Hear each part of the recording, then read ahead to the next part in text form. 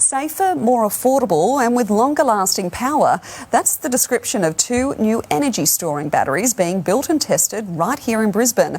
The local manufacturing boost will create hundreds of jobs and help save you money on your energy bills.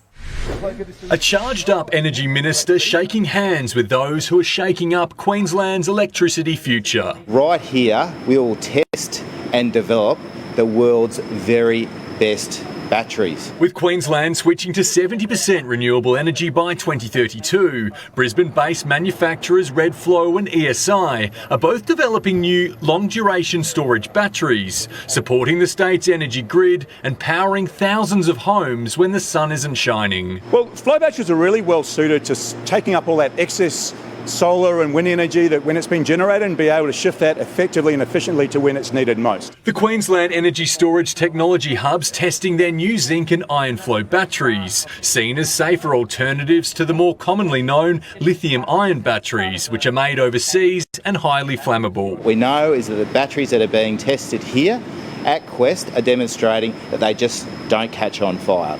The Quest Hub tests batteries both big and small. Some of them are so large they only fit in a 40-foot container. Others will fit right in your hand. Zinc and iron are both minerals commonly found in Queensland, making these batteries cheaper and easier to manufacture locally. Halfway through the development of a factory in Maryborough, which will deliver over 150 jobs to the White Bay region. Cam Inglis, 9 News.